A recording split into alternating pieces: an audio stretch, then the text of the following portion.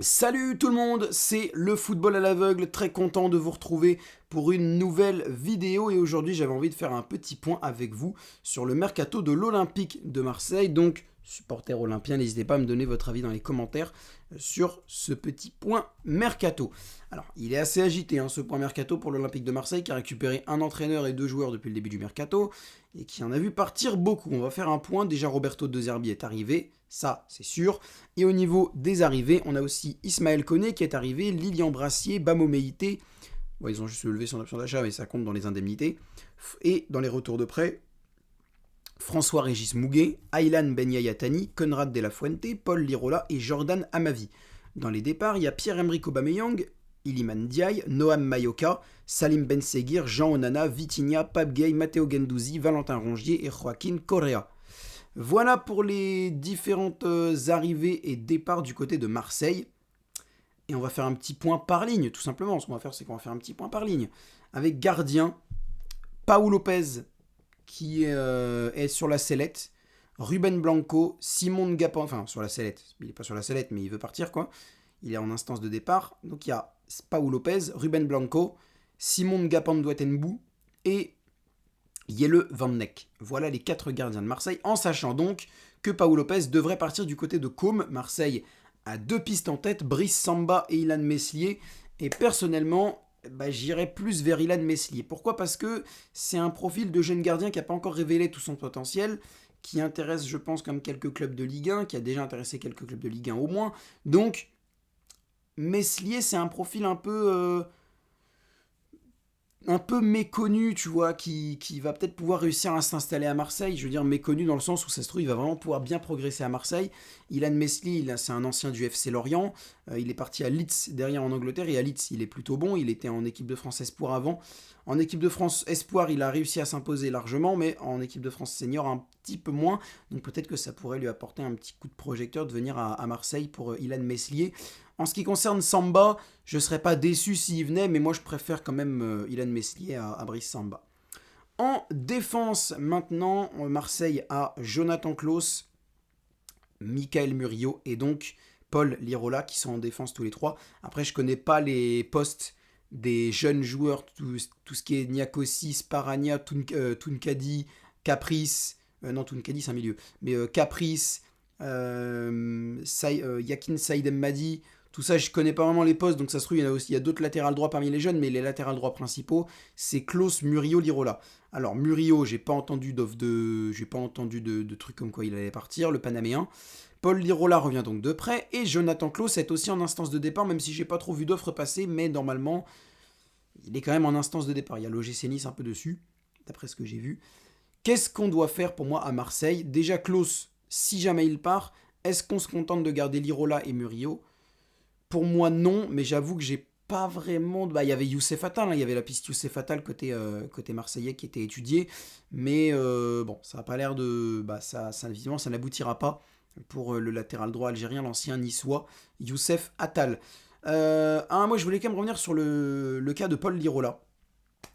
Parce que je le trouve assez intéressant, le cas de Paul Lirola, dans le sens où c'est quelqu'un qui, depuis 2 ans, voyage entre prêt et prêt, du côté de Marseille, dont Marseille ne veut plus trop.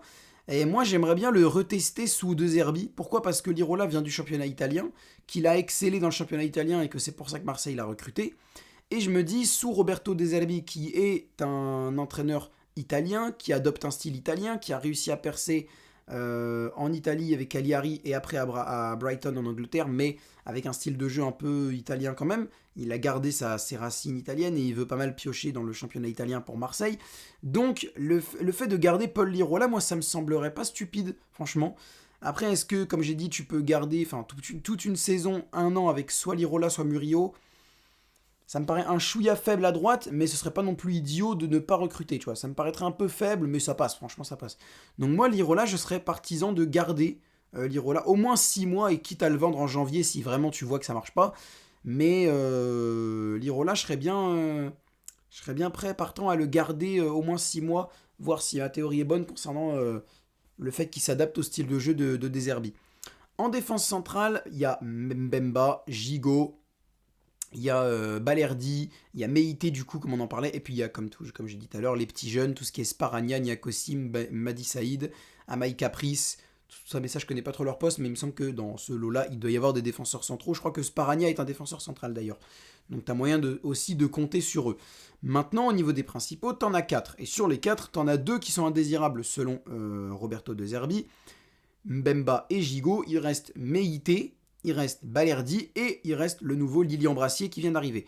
Donc ça te fait 3 défenseurs centraux, je pense que tu devras en recruter un quatrième quand même, ou alors à ne pas vendre Mbemba et Gigot. Pour moi, je vois pas pourquoi tu devrais vendre Samuel Gigot et Chancel Mbemba. Ils sont pas non plus, ils sont pas du tout mauvais. Moi, je pense que tu devrais les garder. Avoir 5 défenseurs centraux principaux, ça me semble pas mal. Mbemba, Gigot, Meïté, Brassier, Balerdi, ça me semble être une très bonne ligne centrale que tu peux garder. Donc après, en vendre un des deux, Sam Gigot ou Chancel Mbemba, vas-y. Mais les deux, ça me semble un petit peu bizarre. Les deux, je vois pas pourquoi. L'un des deux, ah, si tu veux, pour gagner de l'argent, pour... Ouais, d'accord, ok. Mais les deux, je suis pas fan. Franchement, les deux, moi, je me dis, non, ça sert un peu à rien, ce serait se compliquer la vie, t'as d'autres trucs à voir. En poste de latéral gauche, pour moi, il n'y a pas grand-chose à voir. Il y a Quentin Merlin, il y a Ulysse Garcia. Et encore une fois, bah, il y a les petits jeunes dont je connais pas le poste, donc il y a peut-être des latérales gauche dans le lot. Donc latéral gauche, il n'y a pas trop besoin de fouiller, je pense. Pas vraiment besoin de fouiller. D'autant plus que tu as aussi des mecs qui reviennent de près.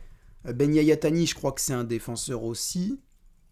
Alors François-Régis Mouguet, c'est un milieu de terrain, on va en parler après. Conrad, c'est un attaquant. Paul Lirola, donc c'est un défenseur, on en a parlé. Et t'as aussi le retour, bah ouais, parfait, de Jordan Amavi. Et ouais, t'as aussi Amavi sur le côté gauche. Alors il a rien fait au Stade Brestois, donc je pense pas que tu dois le conserver. Mais si vraiment t'arrives pas à le vendre, au moins t'as 3 joueurs sur ta ligne à gauche.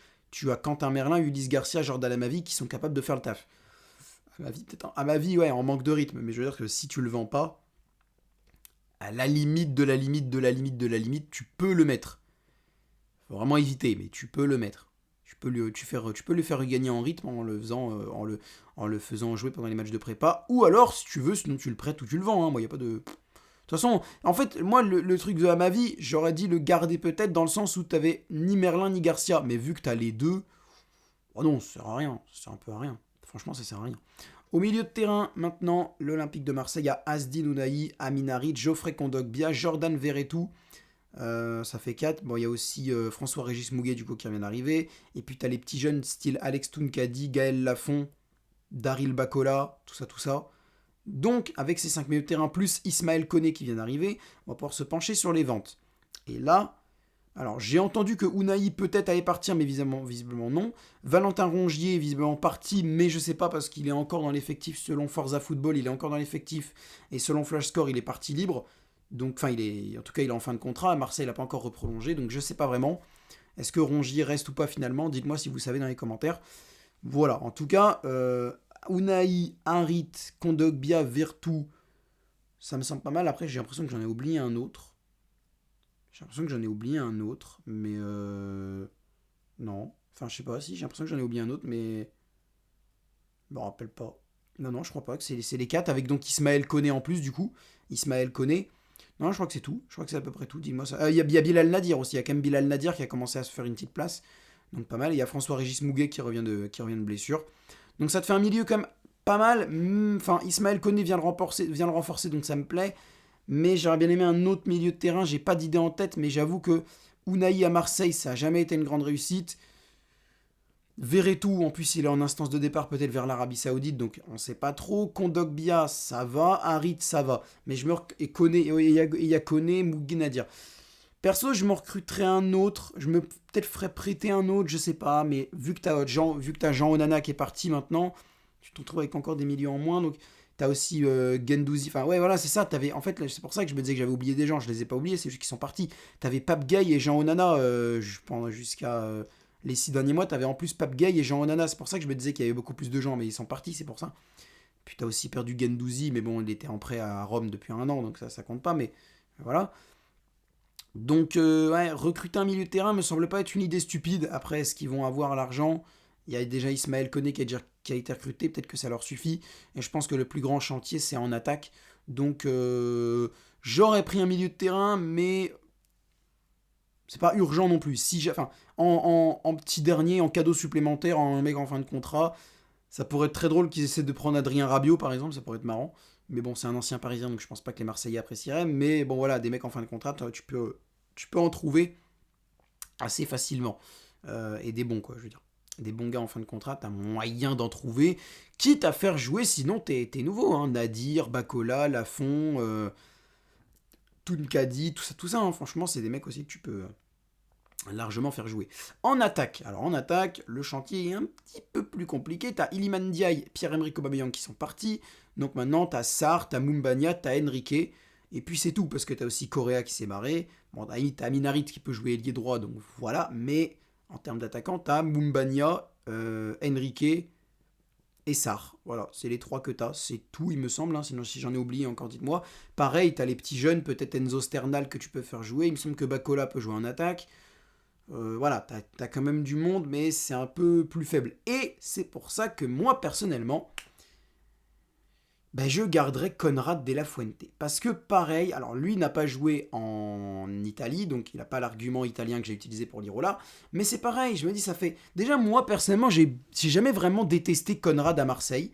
Dès son premier match, j'ai bien aimé sa qualité sa qualité de percussion, enfin, sa, sa capacité à aller vite vers l'avant, à un peu foutre le bordel dans les défenses adverses. J'ai bien aimé, donc c'est pour ça que j'ai toujours eu une petite affection pour Conrad. Mais franchement, je me dis, pareil, je l'aurais bien gardé 6 mois pour voir ce qu'il pouvait donner en tant que remplaçant, comme ça t'as pas besoin de recruter 20 000 et un attaquant. Voilà, déjà que t'as franchement beaucoup de mecs de pistes à étudier. Tu vas te retrouver avec beaucoup de Greenwood qui devrait du coup peut-être arriver.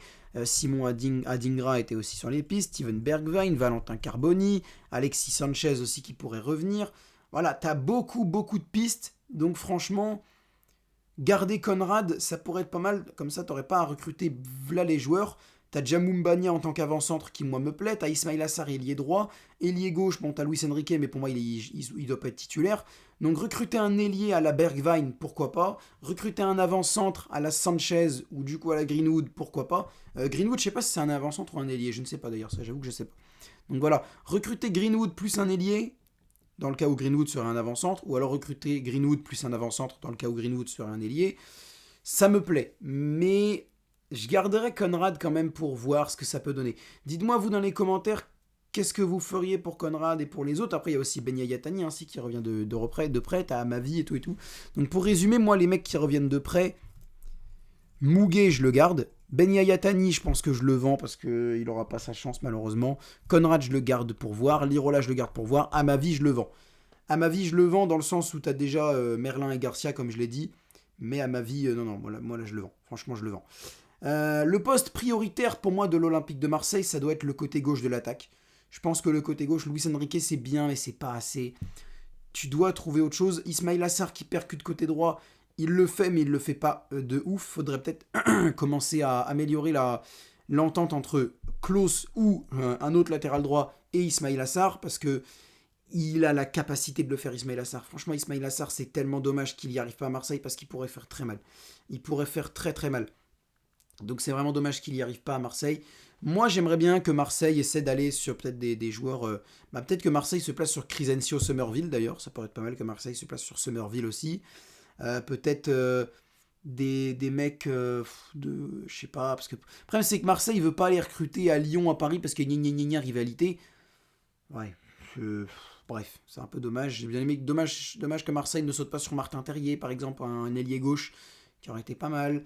Peut-être aller chercher à Lille, je sais pas moi, aller chercher je sais pas, au Portugal peut-être, aller, je sais pas, franchement je sais pas, ou alors des indésirables dans des clubs, dans des gros clubs par exemple. Alors il y a aussi le cas Valentin Carboni aussi, il y a le cas Valentin Carboni qui est plus un milieu de terrain. Le problème c'est que, tu vois, Carboni c'est un milieu de terrain, donc Carboni, tu vois, dans ma recherche de milieu de terrain, c'est lui que je prendrais.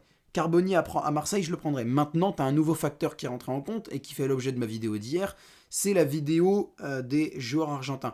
On va être très clair là-dessus et je vais dire ce que j'ai dit je vais dire ce que j'ai dit hier également concernant Julián Alvarez. Si Julián Alvarez a participé à cette vidéo, c'est mort, il doit pas venir au PSG. Et j'ai vu un gars sur Twitter qui disait ouais, Enzo Fernandez, vu sa valeur marchande en baisse, est-ce que vous prenez? J'ai dit même gratuit, je le prends pas, c'est mort. C'est mort. Et c'est pareil pour Carboni. Maintenant, si Valentin Carboni n'a pas participé à cette vidéo avec ses coéquipiers argentins. Je ne sais pas qui on voit sur la vidéo à part Fernandez, mais si lui, on ne le voit pas dessus, tout comme Alvarez derrière, hein. Si Alvarez, on ne le voit pas dessus, Alvarez au PSG, je prends tous les jours. Et Carboni à Marseille, je prends tous les jours pour eux. Maintenant, si jamais ils ont participé à cette vidéo, si on les voit dessus en train de chanter cette stupide chanson-là, c'est mort, il dégage. C'est mort, il dégage. Il vient pas. C'est mort. Ni Alvarez, ni Carboni, ni à Paris, ni à Marseille. Ils viennent pas. Je veux pas qu'ils viennent. Franchement, c'est mort. C'est mort, c'est mort. Voilà, bah écoutez, il n'y a pas grand chose de plus à dire, hein. Marseille a quand même pas mal de départs, donc il va falloir aussi combler beaucoup ça. Donc moi, les pistes que je prendrais, c'est peut-être, donc je redis un peu tout ça, Meslier, peut-être garder Lirola, peut-être recruter un autre défenseur central, pas besoin de poste au latéral gauche, peut-être recruter un milieu de terrain, Carboni s'il n'a pas participé à la vidéo, et en termes d'attaquant, Mason Greenwood. Vous savez quoi ?